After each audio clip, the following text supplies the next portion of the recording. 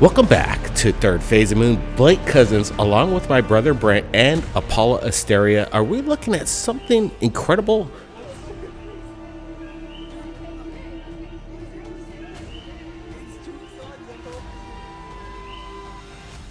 People up in high rise capture something, and they're just messed up in their mind. They don't know what the heck they're looking at.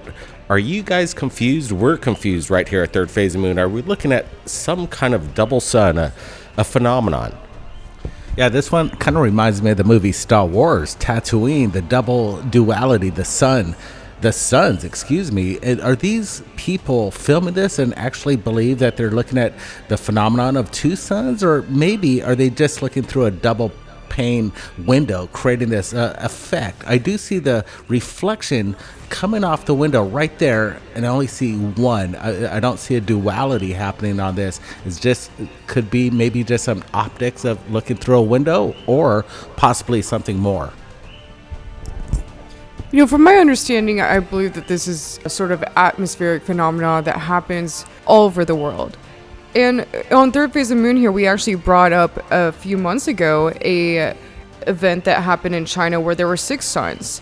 But also, I want to bring it back to what Brent said. Maybe this is just something that's happening with a thick window pane.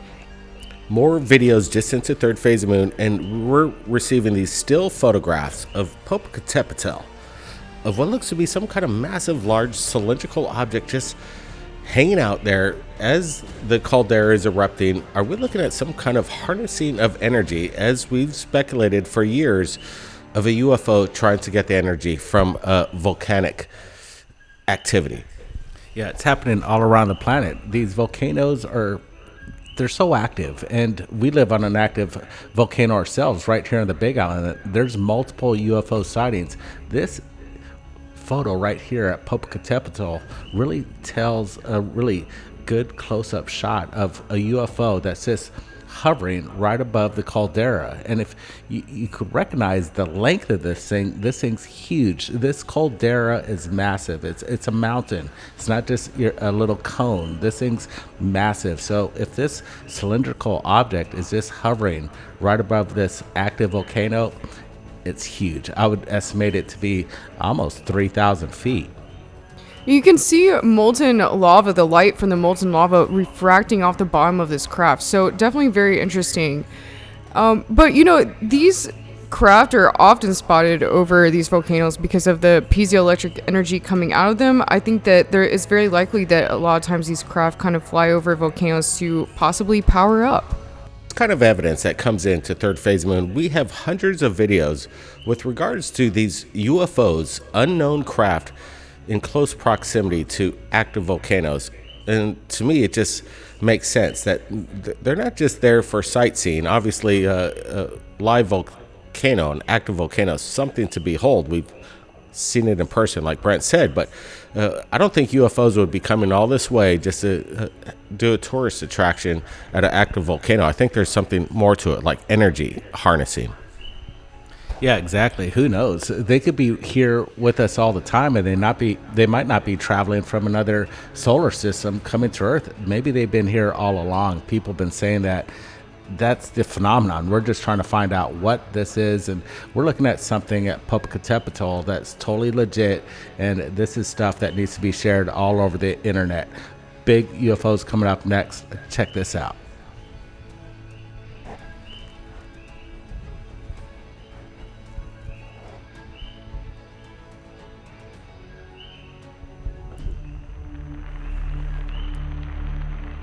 So we're looking at some kind of craft just hovering up in the sky. We see, according to the eyewitness, the moon to the left. And if what we're seeing is authentic, which we 100% believe, we've been studying this video very closely. We're not seeing any kind of manipulation.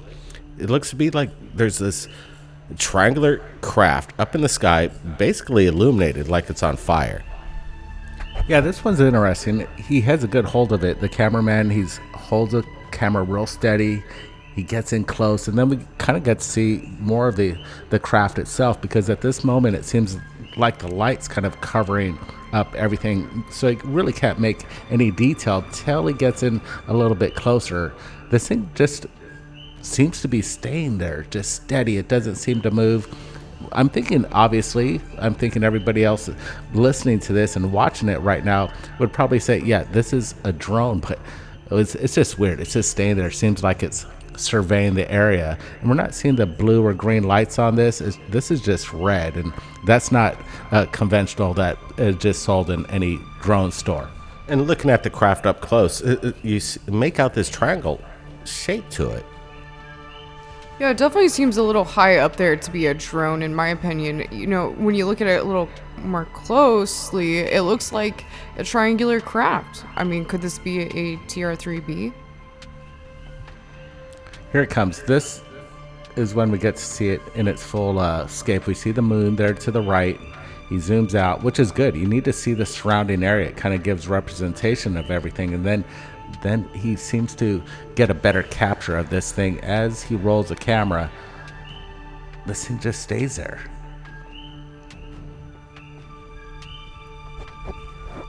I like this one due to the fact that it lasts for quite some time, and it seems that there's multiple minutes that go by, maybe 20 to 45 minutes as the sun's going down, and we see that goes from this time from just about dusk, and then it hits nighttime. So whatever it was, it's been hanging out for a while. And again, this close-up shot of the triangular shaped craft that we're trying to make out, there it is.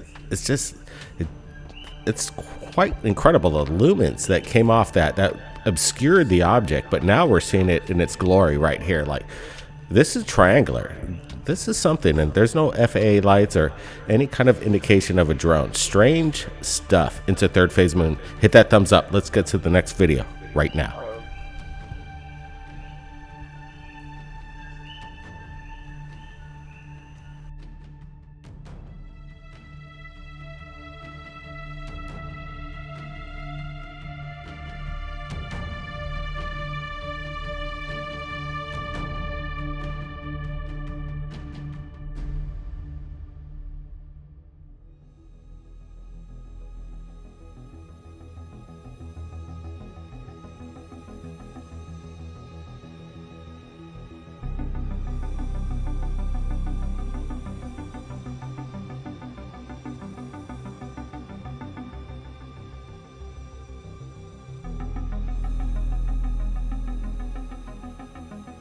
All right, the side-by-side comparison, the original to the left, and I enhanced it to the right and got a little closer look at this phenomenon. Lake Erie, we're looking at video that's been in the Third Phase of Moon archives, and we wanted to share it once again to bring light to one of the major sightings in the area of Lake Erie. And is this the biggest USO that you've ever seen? I'm estimating it to be at least a mile wide. Yeah, this thing's huge. The way it just hovers right above the surface of the water, and it's been known that large bodies of water all over the world attract these large, like you say, 5 mile, 10 mile long UFOs. Are they being submerged there, or is this some sort of other effect? What I think we're looking at here is the phenomenon called the Fata Morgana. This is something from Arthurian legend originally. It's a really interesting phenomenon. Actually, basically what it means is that when you look at an object on the horizon, the light kind of bends around it and it kind of changes what the object looks like in the perception of the viewer. So sometimes, in Italy, they would actually call it castles in the sky when it came to this phenomenon. And it's really interesting because, obviously in Arthurian legend, Morgana is kind of the fairy, witch lady from, who, changes the Maya or the illusion, right? So that's what we're looking at here. We're looking at sort of an illusion of light bending, in my opinion. I think maybe that's what's happening. We're looking at it, and the big question is, what is creating the illusion? An oil tanker, a ship, an island? That's something that we can't confirm at this moment. So Fata Morgana, possibly. But again, we're looking at something that, again, has no indication of what the source is. So that's interesting. Now, let's get to the next video right now.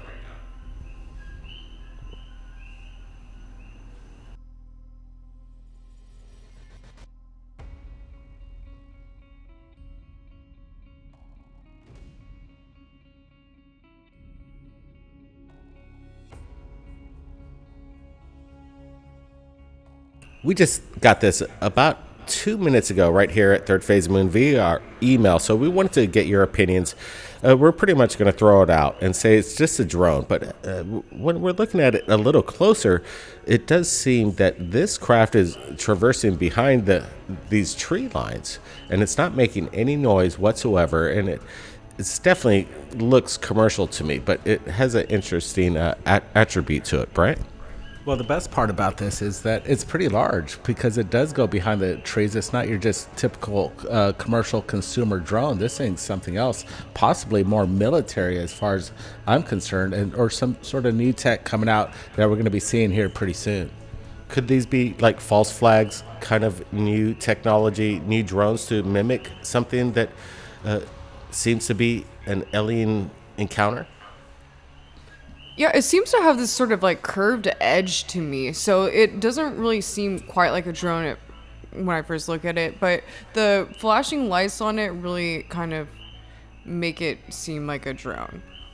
I'm looking at this again, just the comparison, the size, you can see it's massive. I'm estimating the size of a car. It's not your typical, DJI drone. This thing's more, like I said, either military or some other private corporation doing maybe possible surveillance over a community. Who the hell knows? That's the question, Brent. And what the heck is going on in our skies? We want to find out. That's why we're heading to Washington, D.C. The hearings are coming up, the 13th, just right around the corner. And we're going to be there on location, holding the fire to the feet of these people, the lawmakers that hold the information. And we believe that sometimes these government officials just aren't read in, and they don't know what to ask. They have no idea. We've been following the subject matter for over 15 years. We've made a lot of connections, and the questions that we bring to these lawmakers kind of put them in a situation that they don't even know how to answer it. But then we give them some briefing, some insight of what you need to ask to get to the bottom of disclosure. So we're going to be there, and we're going to be covering this. And unfortunately, what's happening from what we're hearing is these eyewitnesses that are going to be testifying at this hearing it's nothing new. They're second, third-hand witnesses. They're not first-hand eyewitnesses. And that's what we're going to be bringing in our documentary, Battle for Disclosure. But with regards to the witnesses coming forward, I got a feeling it's going to be a nothing burger. That's why we're showing up there, to keep a close eye on what's going on. Yeah, the first thing we're going to do, people have been asking us, what's going to be the big questions? Well, we're just going to get straight to the point. We want the craft, we want the debris, and the bodies. That's all we need. And then they should bring that to the table, and then this will be all over. And then we'll have a disclosure. But I'm thinking, again, we got powerful people. We're talking to congressmen, and that's interesting because this is all going to be tight and fluid. We're going to be sharing real-time footage as we're there. So subscribe right now, because you're going to see this all happen in real time on location. The best part is we have the connections. So we just need to get the people bringing out the real evidence. And they might just be too afraid to do it just because this is so high security, a national security action, that they could be afraid for their lives. Yeah, that's right, Brent. This is definitely a national security issue. So it's really incredible to think about how hardcore this information is, how hard-hitting it is, and how it needs to be handled in the proper way in these interviews. So it's going to be interesting to see what we can cover there and who we can interview and, what happens with that. But it's definitely amazing to be in this turning point in history, because that's what it is. I really think it's a major turning point in history that we're going to be in the middle of, and it's always great to be in the middle of that, of course, especially in DC, right after the election too. So much has been going on, the election, there's just a transfer of power. So I think that, maybe this UFO hearing was planned to be happening right after this specific presidency, because before it was just kind of tentatively set. So let's see what happens with that. It'll definitely be very interesting. What was interesting as well is that the Library of Congress, the access that we had and the questions that we were trying to obtain, we found out that some of the UFO archives, the knowledge of vastness, is archived right there in DC. And we had special access. You had to get a library card and go through a bunch of hoops and hurdles to actually gain access to this area. And what's amazing is they have a plentiful array of a collection of UFO articles, books, but some of these things you couldn't find there. They're actually deposited in military warehouses and not on location. Yeah, that's the crazy part. Even Michael Schratt's book was, we tried to get it, and then we heard inside information that it was taken away into another military part of the complex. It would take 3 days to get. So that was a little rough, trying to find the information, and then you got to spend 3 days to get it. Check out Battle for Disclosure. We'll see you right after this. Don't go anywhere. You don't know that at the very top, that whole project is being run illegally. These are brand new witnesses, and they've got bombshell information to talk about.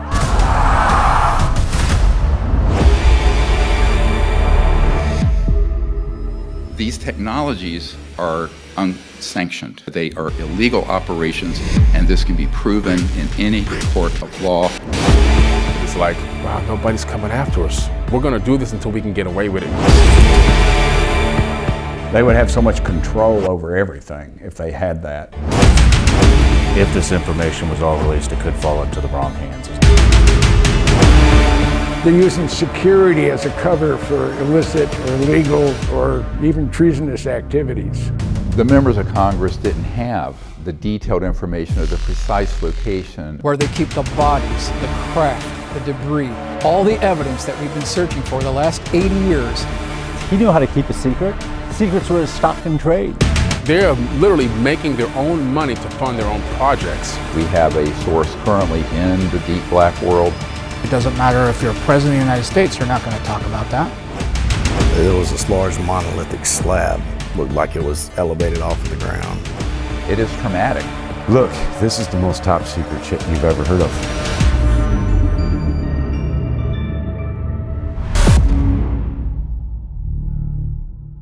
2024 Battle for Disclosure is going to drop, and it's going to blow your mind. A lot of incredible interviews and insight and evidence that's going to shake up the world. So that's right, it's incredible what's going on right now, and we're so glad that you're still here with us in this live premiere. You heard our opinions with regards to the phenomenon, the videos we showed tonight. So we're just going to let them roll. We're going to let it roll raw, and we're just going to hang around in this live chat. So everybody, let's hear your comments. It's really important to us.